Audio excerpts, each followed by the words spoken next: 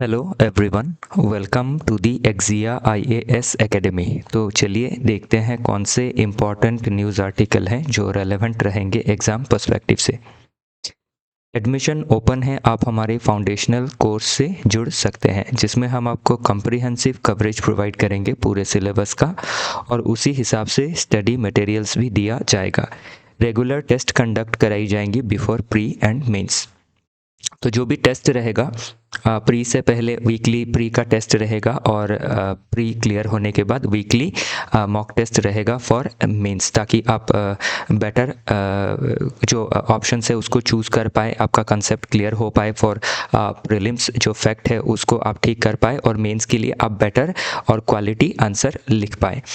और इसका जो असेसमेंट है आपको क्विक मिल जाएगा एक दिन के अंदर। जो भी गाइडेंस रहेगा वो एक्सपर्ट एंड एक्सपीरियंस फैकल्टी के द्वारा रहेगा, जिनके पास फर्स्ट हैंड एक्सपीरियंस है of pre mains and interview event selection का। वन ऑन वन मेंटोरिंग के तहत आपके जितने भी डाउट है उनको कैटर किए जाएंगे, चाहे आपका टेस्ट रिगार्डिंग हो, क्लास रिगार्डिंग हो, मटेरियल रिगार्डिंग हो, या फिर आपके सिलेबस रिगार्डिंग हो। In house library facility available है जिससे जुड़ के आप अपने प्रिपरेशन को और बेटर बना सकते हैं। फर्दर डिटेल में जानने के लिए आप कांटेक्ट कर सकते हैं हमारे ऑफिशियल कांटेक्ट नंबर पे, जो है 6002417488। तो चलिए देखते हैं आज का पहला article. 7 focal areas of action that could sustain India's momentum. तो ये जो पर्टिकुलर आर्टिकल है कि किस तरीके से हमारा जो अभी इकोनॉमिक जो ग्रोथ का जो मोमेंटम है 2025 में, because of various domestic economic policies, तो वो जो मोमेंटम है उसको हम कैसे सस्टेन कर सकते हैं इन फ्यूचर।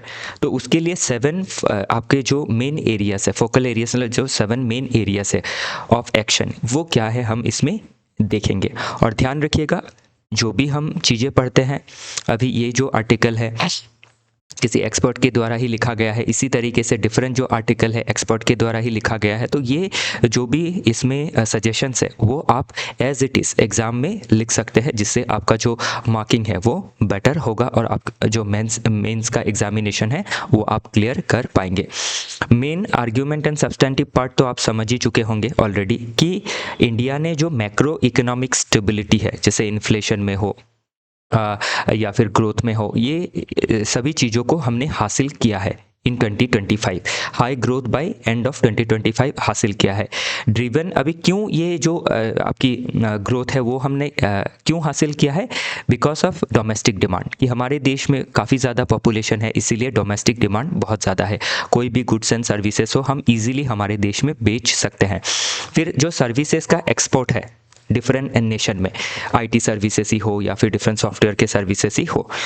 पॉलिसी रिफॉर्म जैसे कि जीएसटी 2.0, तो जो जीएसटी रिफॉर्म्स लिए गए जिसमें जो आपकी रेट है उसमें कट की गई है और सिंप्लीफाई किया गया है, ताकि डिमांड को हम बूस्ट कर सकें।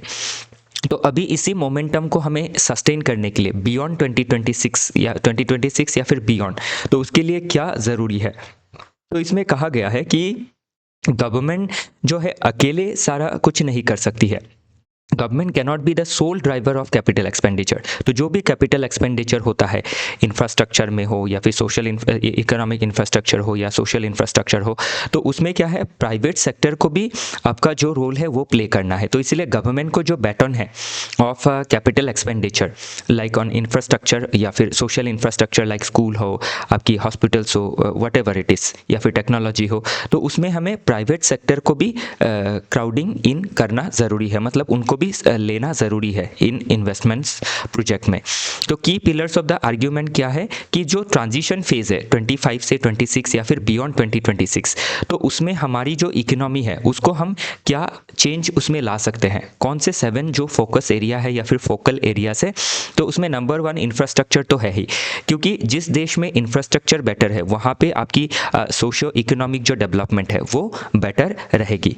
तो इसमें इसीलिए क्या है, हम ऑलरेडी देख सकते हैं कि जो नेशनल इंफ्रास्ट्रक्चर पाइपलाइन है एनआईपी अंडर गति शक्ति प्रोजेक्ट, तो एनआईपी से क्या है, कैपिटल एक्सपेंडिचर कर रही है government in different infrastructural projects. तो जैसे हाईवे हो, इनलैंड वाटरवेज हो, रोडवेज हो, एयरवेज हो, इन सभी चीज़ों में ध्यान दे रही है। तो इससे क्या है, देश की कनेक्टिविटी बेटर बनेगी, मार्केट जो है वो लिंक होगा। तो इससे हमारी जो भी तीनों सेक्टर है, प्राइमरी, सेकेंडरी, टर्शियरी, ये आपकी इम्प्रूव रहेगी। लॉन्ग टर्म जो कैपिटल एक्सपेंडिचर है उसको हमें काफ़ी ज़्यादा बढ़ाना है, और हम जो भी कैपिटल एक्सपेंडिचर करते हैं उसमें एक आपका पेशेंट कैपिटल होना चाहिए कि हमने पैसे लगाए, उसका रिटर्न हमें एक ही दिन में नहीं मिलेगा, it will take time. Okay, तो इसीलिए क्या है, हमें वेट करना है आफ्टर इन्वेस्टिंग। तो इसीलिए डिफरेंट जो आपके लॉन्ग टर्म कैपिटल एक्सपेंडिचर्स है उनको करने ज़रूरी है देन दी रेवेन्यू एक्सपेंडिचर। जो रिकरिंग एक्सपेंडिचर है, सैलरी हो, पेंशन हो, उन सब चीज़ों में से हमें या फिर आपकी सब्सिडी हो तो उसको हमें थोड़ा कम करना है। जैसे सब्सिडी को कम करना है, या फिर पेंशन का जो बर्डन है उसको कम करने के लिए ऑलरेडी ओपीएस की जगह एनपीएस लाया गया है, ताकि हम जो पैसे बचे उसको हम लॉन्ग टर्म कैपिटल एक्सपेंडिचर कर सके। देन है डिजिटाइजेशन ऑफ रेगुलेशन। तो जो भी रेगुलेशन है उसको हमें डिजिटल करना है।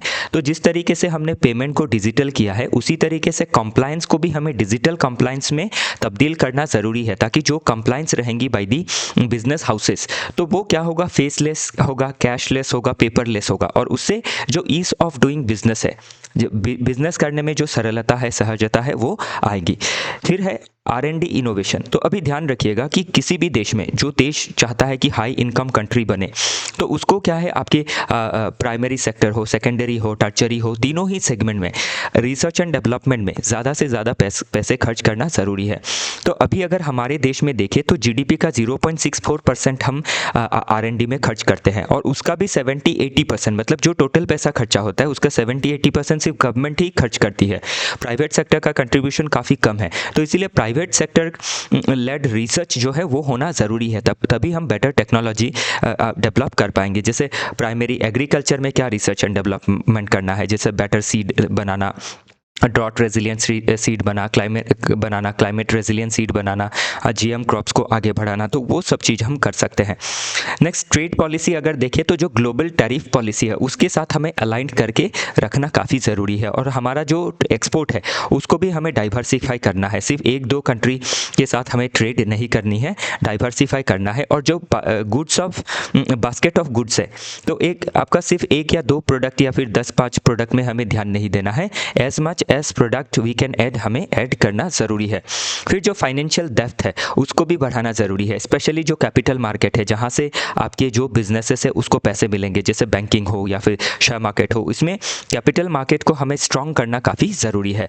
फिर जो कॉरपोरेट गवर्नेंस है, तो कॉरपोरेट गवर्नेंस से क्या होता है, जो हमारी कॉरपोरेट्स हैं या फिर कंपनीज है उनके अंदर आपकी बेटर गवर्नेंस होनी चाहिए, हाई ट्रांसपेरेंसी होना चाहिए, अकाउंटेबिलिटी होना चाहिए, सस्टेनेबिलिटी होनी चाहिए, ताकि जो कंपनी है वो बेटर आपकी चल पाए फ्यूचर में और प्रॉफिटेबल बन पाए, और देश को क्या कर सके, एम्प्लॉयमेंट हो, ग्रोथ को जनरेट करके दे पाए, और गवर्नमेंट को भी जो रिक्वायर्ड अमाउंट ऑफ टैक्सेस है वो दे पाए। बाकी जो की टर्मिनोलॉजीज है इसको मैं एक्सप्लेन नहीं करूंगा, क्यों, बिकॉज ऑलरेडी मैंने इसको इस चीज़ों में एक्सप्लेन किया है। जैसे आपकी पेशेंट कैपिटल क्या है, नेशनल इंफ्रास्ट्रक्चर पाइपलाइन क्या है, जीएसटी 2.0 क्या है, ये ऑलरेडी मैंने बताया है। बाकी गिफ्ट सिटी क्या है, तो ये गुजरात का एक मॉडल है, Gujarat international financial tech city. तो उसमें क्या है, आपका इंडिया का फर्स्ट ऑपरेशनल स्मार्ट सिटी है एंड इंटरनेशनल फाइनेंशियल सर्विसेज है, जिसमें क्या होता है, आपके जो इन्वेस्टर्स होते हैं पैसे इन्वेस्ट करते हैं और एक क्लाइमेट प्रोवाइड करते हैं, ताकि जो रिक्वायर्ड इन्वेस्टमेंट है, टेक्नोलॉजी है, गाइडेंस है, वो हमें मिल सके। ध्यान रखिएगा। नेक्स्ट देखते हैं, बाकी इसमें और एक कॉन्सेप्ट है UEI, यूनिफाइड इंटरप्राइज आइडेंटिटी। तो ये है सिमिलर, जैसे आधार कार्ड होता है हर व्यक्ति का और उसी से उनको सर्विसेज दिया जाता है, तो उसी तरीके से UEI एक होगा जो होगा आपके जो इंडस्ट्रीज़ है या फिर जो बिजनेसेस है, ताकि एक UEI से जो कंपनी है उसका tax compliance, labour compliance, licence compliance को इंश्योर किया जा सकेगा। जैसे आपके 10 अकाउंट है तो 10 अकाउंट पैन कार्ड से लिंक्ड होते हैं, तो उसी तरीके से क्या है, UEI जो है वो बिजनेसेस से लिंक होगा।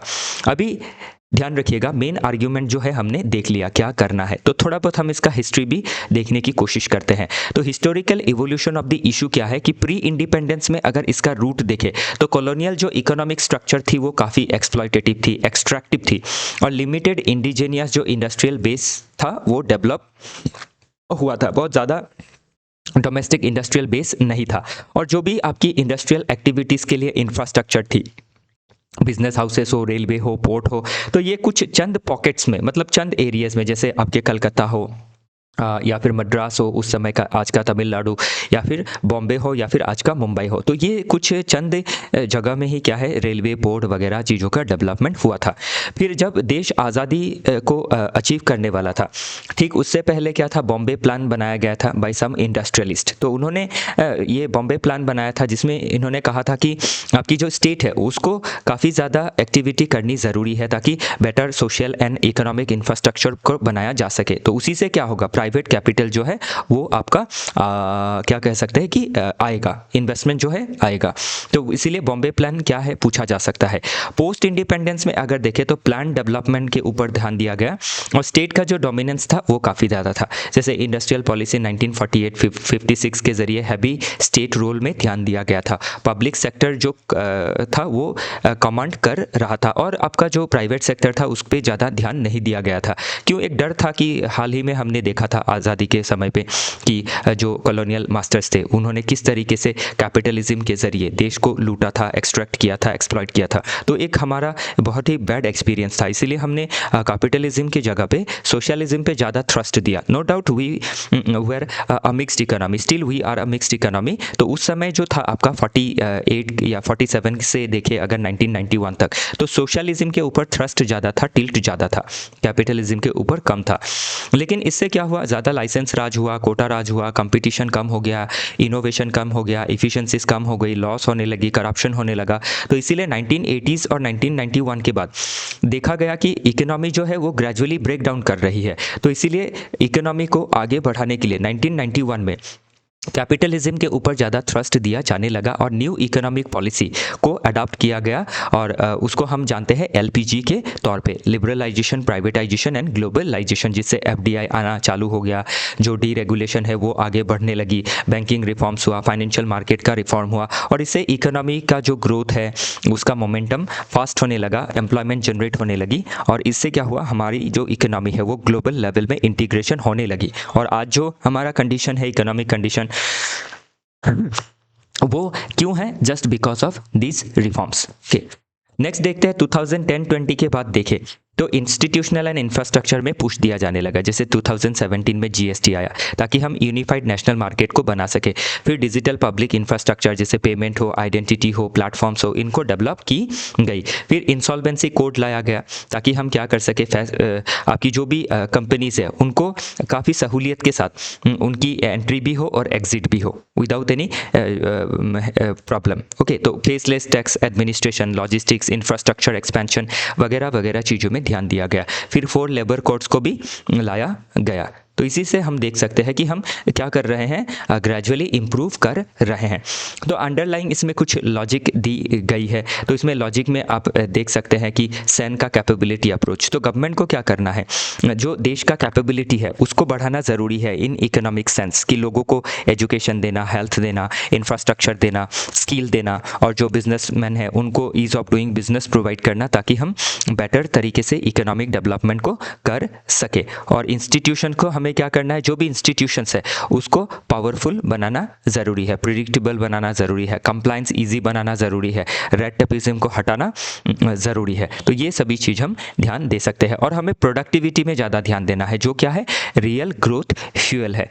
तो ये चीज़ें हमें देखनी ज़रूरी रहेगी। ओके, चलिए आगे देखते हैं। नेक्स्ट चैलेंजेस क्या है, इम्प्लीमेंटेशन में एक चैलेंज है, अभी भी बहुत ज़्यादा डिले देखा जाता है क्योंकि लैंड एक्विजिशन में प्रॉब्लम है, क्लियरेंस जो है वो समय पे नहीं मिल पाता है, इन्वायरमेंट को लेके भी एक प्रॉब्लम है क्योंकि जब भी इकोनॉमिक डेवलपमेंट करने की, ग्रोथ करने की कोशिश की जाती है उसमें कहीं ना कहीं जाके एनवायरनमेंट जो है उसको चोट पहुंचता है और एनवायरनमेंट को चोट पहुंचा के हम सस्टेनेबल डेवलपमेंट नहीं प्राप्त कर सकते हैं। फिर क्वालिटी ऑफ स्पेंडिंग जो है, तो बहुत ज़्यादा कैपिटल एक्सपेंडिचर होता है लेकिन उसको कंटिन्यू मेंटेन करते रहना, सस्टेनेबल बनाते रहना काफ़ी ज़रूरी है। जैसे सड़क बनाया, उसको फिर छोड़ दिया, ख़राब होने के बाद वो फिर से क्या होगा, ख़राब मार्केट जो है उसको ख़राब करेगा, जो लॉजिस्टिक्स कॉस्ट है उसको बढ़ाएगा। तो उस सभी चीज़ों को हमें सस्टेनेबल तरीके से कंटिन्यू करते रहना है।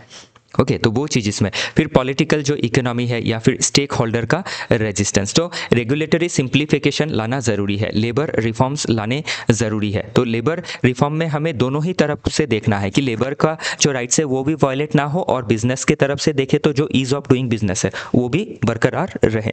फिजिकल एंड फाइनेंशियल जो रिस्क है उसको भी हमें मेंटेन करना ज़रूरी है। तो अभी कैसे एक रिस्क है, चैलेंज है कि बैंकिंग स्ट्रेस हमारे देश में काफ़ी ज़्यादा है, जैसे नॉन परफॉर्मिंग एसेट्स का बढ़ना।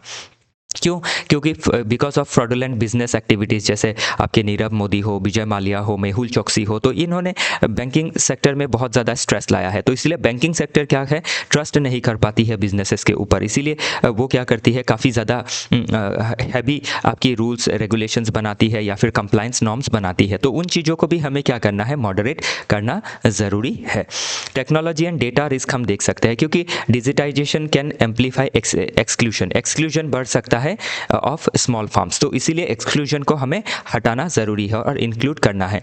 डेटा प्राइवेसी, साइबर सिक्योरिटी, ये सभी चीज़ें हमें इंश्योर करनी ज़रूरी है, क्योंकि आजकल जो पूरा बिजनेसेस है वो डिजिटल प्लेटफॉर्म पे आ गया है या फिर डिजिटली इंटीग्रेट हुआ है, तो उससे data privacy, cyber security threat अगर रहता है तो बिजनेसेस को हार्म हो सकती है। तो इसमें गवर्नमेंट को बेटर सिक्योरिटी इनको जो है प्रोवाइड करना ज़रूरी रहेगा। एक्सटर्नल रिस्क देखें तो ग्लोबल स्लो डाउन हो या फिर वार हो, कमोडिटी का जो वोलेटिलिटी है, trade protectionism by countries like USA, geopolitical disruption में हम वार वगैरह को देख सकते हैं। तो ये चैलेंजेस हैं।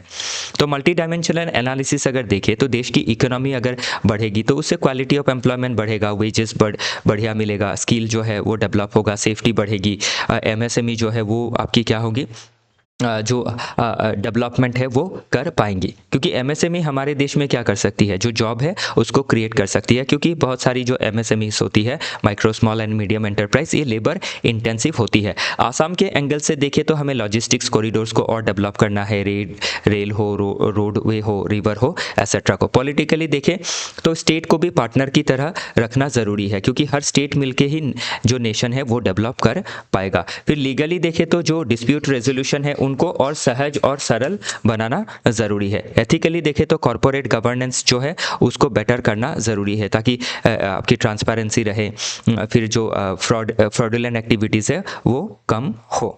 फिर इंटरनेशनली देखें तो ट्रेड एंड टैरिफ का प्रेडिक्टेबिलिटी होना चाहिए, ताकि हम सप्लाई चेन को मेंटेन कर सकें।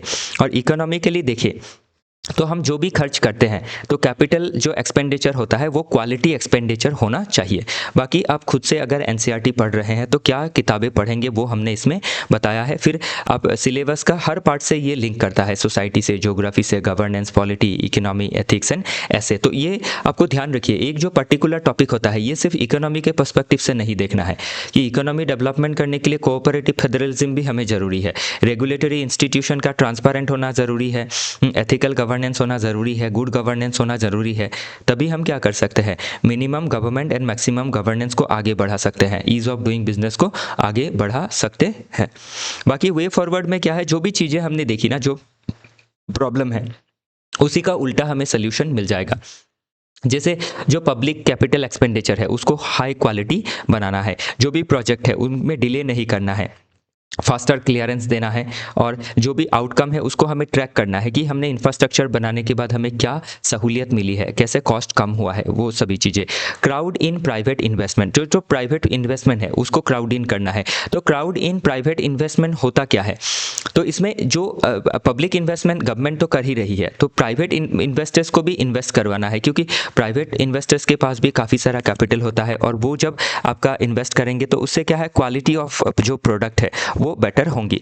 मोबिलाइज पेशेंट कैपिटल रेस्पॉन्सिबली, तो जो भी हम कैपिटल को मोबिलाइज करते हैं तो उन्हें हमें पेशेंटली मोबिलाइज करना है, और उसमें थोड़ा उसको टाइम देना है, ताकि हम लॉन्ग टर्म में क्या कर सके, बेटर आउटकम जो है वो पा सके। फिर जो रेगुलेटरी मॉडर्नाइजेशन है वो करना ज़रूरी रहेगा, तभी क्या है आपकी जो ट्रांसपेरेंसी है, जो अकाउंटेबिलिटी है वो बनी रहेंगी, और जो बिजनेसेस है उनको ईज ऑफ डूइंग बिजनेस, जो जो ईज़ ऑफ डूइंग बिजनेस जो है वो मिल पाएगा। Innovation and research and development में पूरा ध्यान देना ज़रूरी है।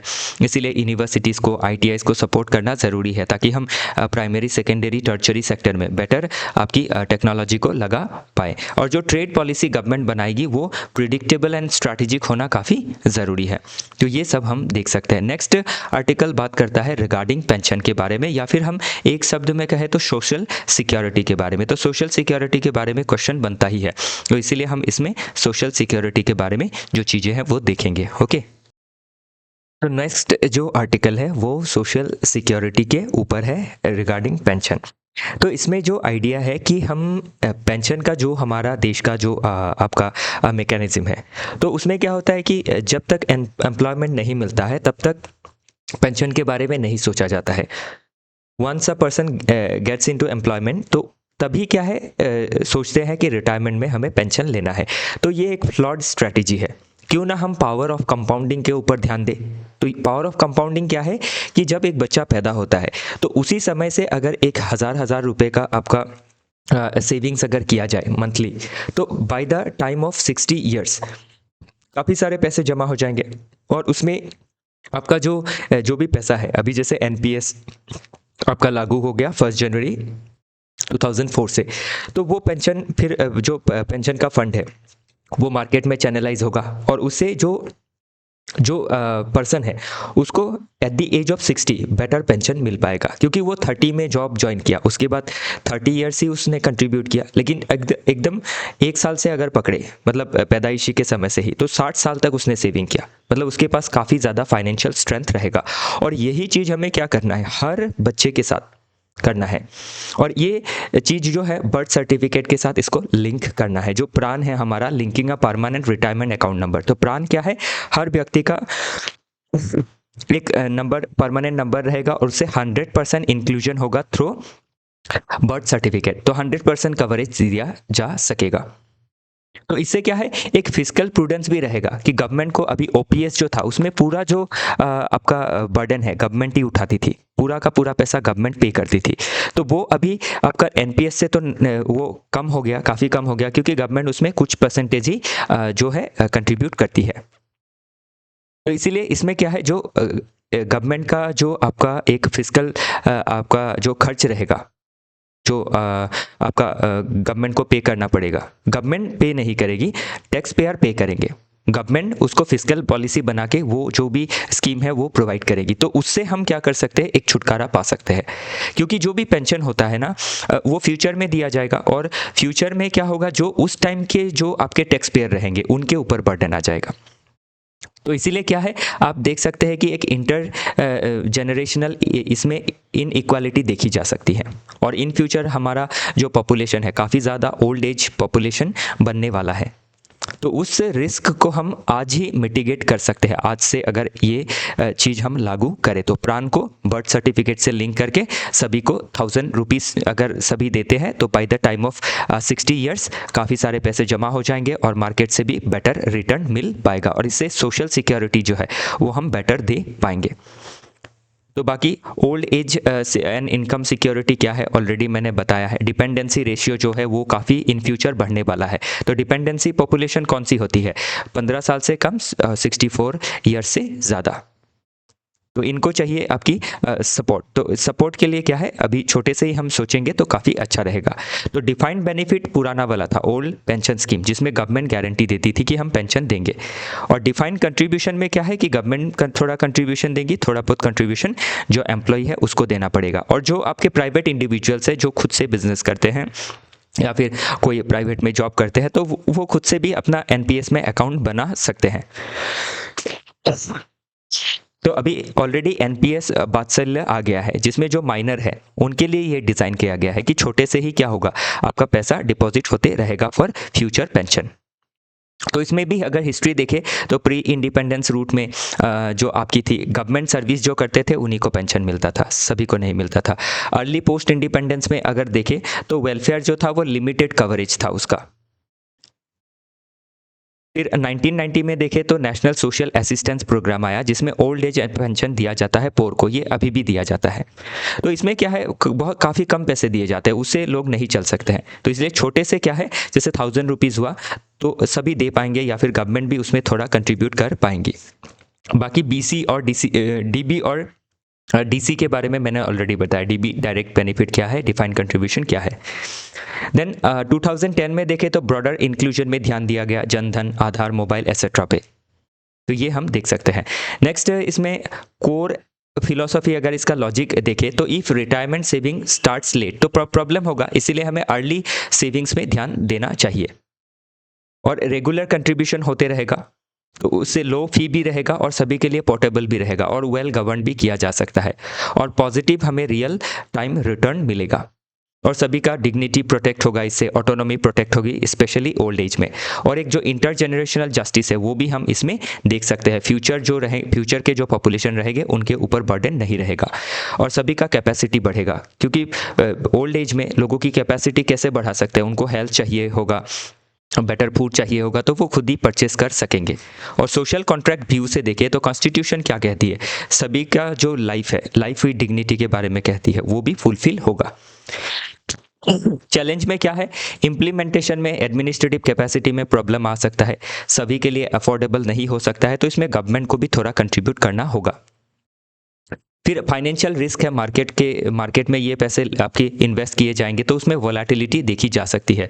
गवर्नेंस एंड एक ट्रस्ट का इशू आ सकता है। क्यों, कैसे आ सकता है, अगर कोई भी पेंशन स्कीम मिसमैनेजमेंट हो जाता है तो जो पार्टिसिपेशन है वो कम होने लगेगा, तो वो चीज़ हम देख सकते हैं। बाकी पॉलिटिकल इकोनॉमी के हिसाब से देखें तो स्टेट्स का जो विलिंगनेस है वो वेरी कर सकता है, कोई कंट्रीब्यूट कर सकता है, कोई कंट्रीब्यूट नहीं कर सकता है। बाकी ये चीज़ें थोड़ा बहुत आप देख लीजिएगा और वे फॉरवर्ड में जो भी मैंने अभी आपको बताया वो चीज़ें आप इसका उल्टा लिखेंगे तो हो जाएगा। जैसे अभी 3 लेयर हम डेवलप कर सकते हैं। एक सोशल पेंशन फ्लोर जो टैक्स फंडेड होगा, जो हम पोर पीपल को देंगे, जो गवर्नमेंट देगी। यूनिवर्सल कंट्रीब्यूटरी अकाउंट जिसमें सभी क्या करेंगे, थोड़ा बहुत कंट्रीब्यूट करेंगे। और वॉलंटरी टॉपअप्स में क्या है, जो ज़्यादा सेव कर सकते हैं, जिनके पास ज़्यादा पैसा है वो वॉलंटरी ले भी सकते हैं, नहीं भी ले सकते हैं। और ऐसे भी जो जिनके पास ज़्यादा पैसा होगा वो फाइनेंशियली वो लिटरेट होते हैं, उनको पता ही होगा। और बर्थ से ही इसका जो इम्प्लीमेंटेशन है वो करना ज़रूरी है। तो इसी तरीके से आपको बाकी पॉइंट्स भी देखना ज़रूरी है। तो इसी के साथ आज का जो डिस्कशन है वो समाप्त होता है और इसी तरीके से बाकी आर्टिकल्स को भी आपको देखना है, सेल्फ एक्सप्लेनेटरी है जिस तरीके से मैंने अभी आपको समझाया। तो इसी के साथ आज का जो डिस्कशन है वो समाप्त होता है। फिर मिलेंगे डिफरेंट आर्टिकल के साथ। हमारे साथ जुड़े रहने के लिए आप सभी का बहुत बहुत धन्यवाद।